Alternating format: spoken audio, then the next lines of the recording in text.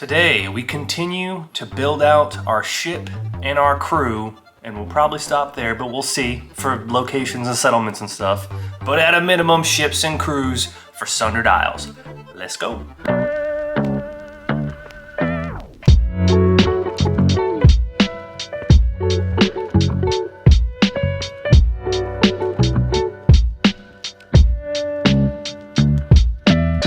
Welcome back to the channel. I am Sacred, and this is the Sacred Art of Gaming, where we enjoy tabletop gaming with an emphasis on solo play. And we like to do wacky, outside-the-box thinking too.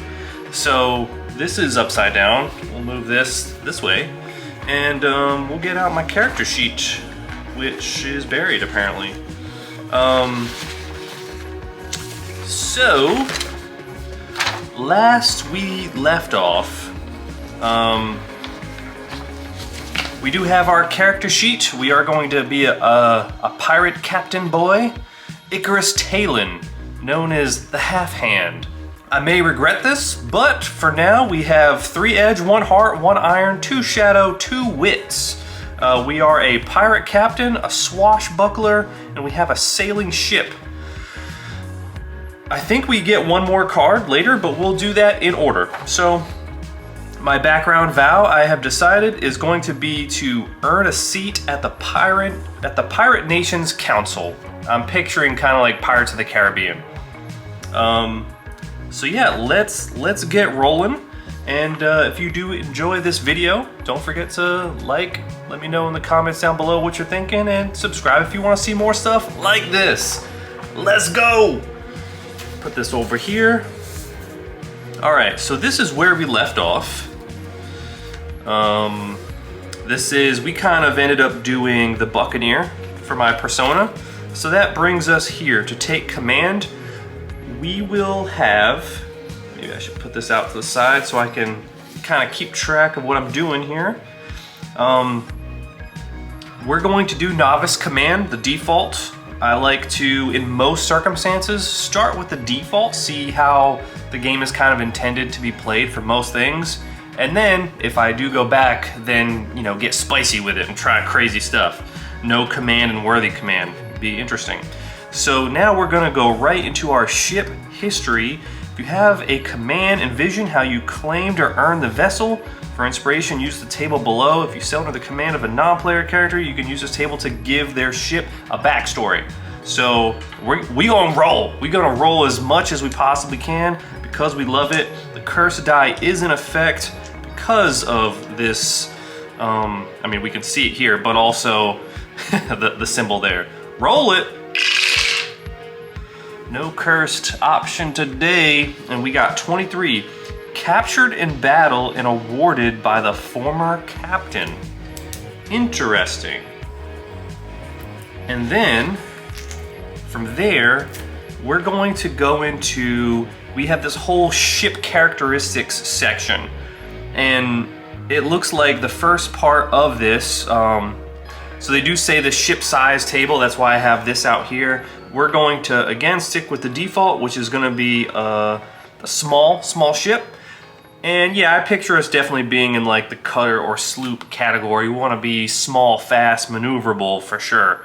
And then we'll potentially work our way up. And then when they first see us, what do they see?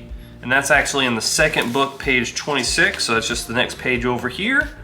First look, there is a curse option for that as well. Let's roll.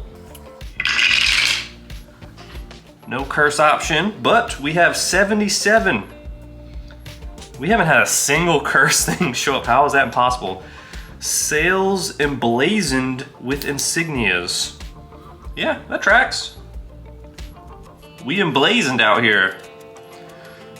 And then I believe next we're going into our symbols. Yeah, there's some additional stuff in here because obviously this is just oracles in general, so you're seeing some cool stuff. But this is what we want. There is a curse option again.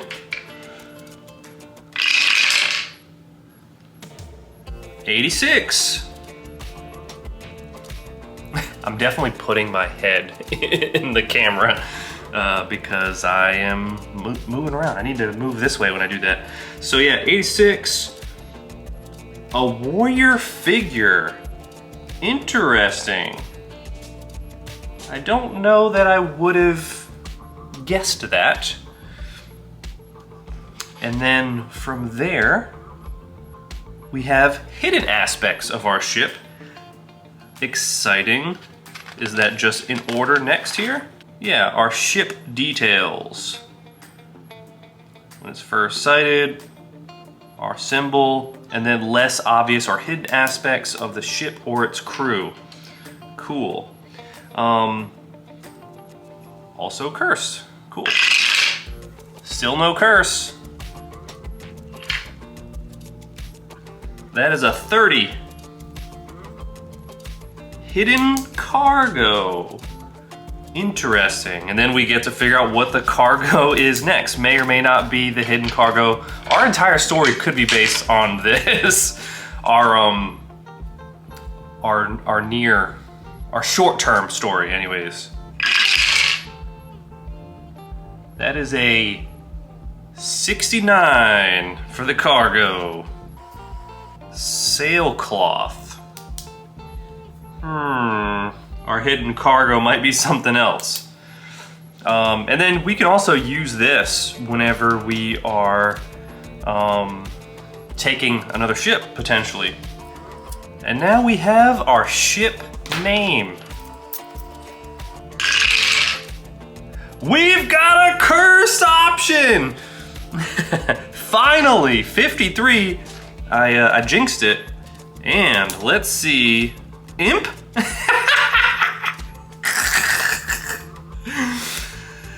Oh man, the cursed ship name for ships with a cursed nature or for warships and pirate ships with an intimidating reputation. Imp.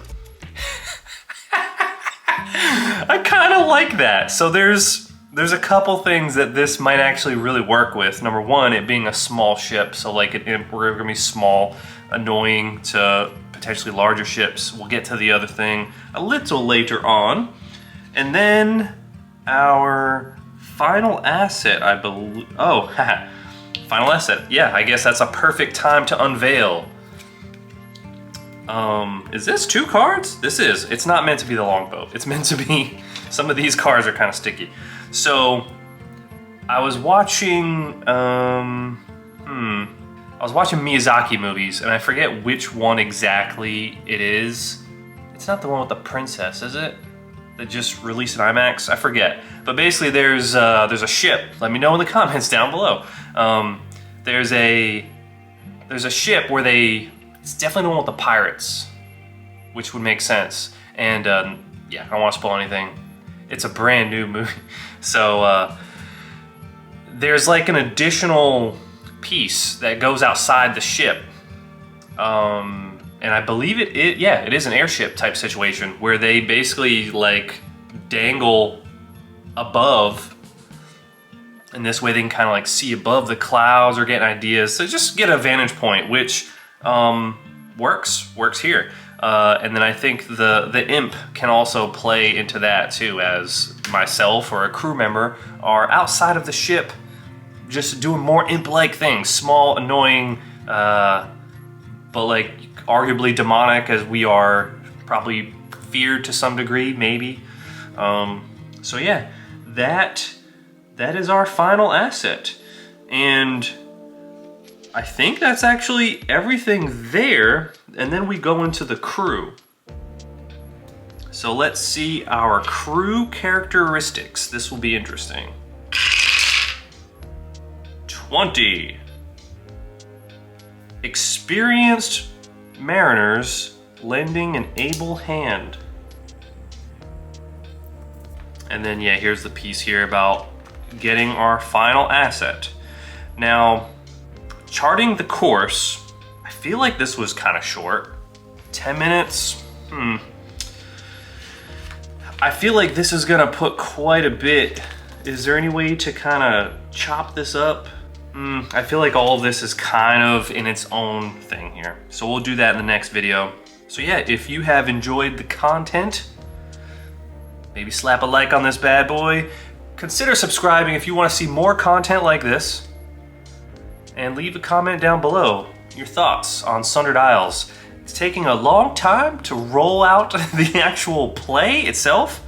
You don't have to do all this, but I thought it'd be beneficial to at least capture every single one of these moments for myself and others to just see how this solo play is being built, and then also what they could do if they wanted to for their own solo play. You don't have to do it though. I know that is a complaint some people have about Ironsworn, Starforged, etc., where they have to feel like they are building a world, and by the time they're done building the world, they're like, well, I don't even want to play now. I wanted to play hours ago when I started. You don't necessarily have to do that. You can figure this out all during play if you wanted. We're doing it up front, and that's fine. We're just gonna do like the default for at least our first go through. So, thank you so much for watching. I will see you in the next one as we continue to explore the sacred art of gaming together.